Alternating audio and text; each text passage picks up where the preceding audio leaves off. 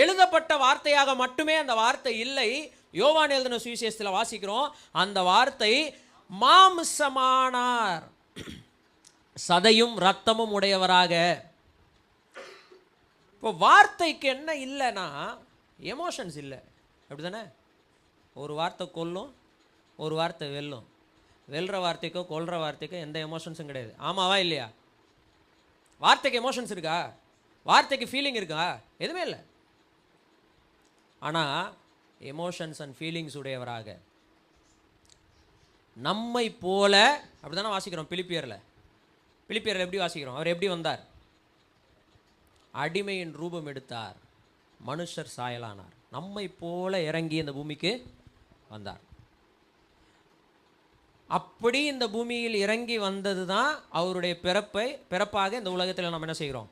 பார்க்கிறோம், கேட்கிறோம், நினைவு கூறுகிறோம்.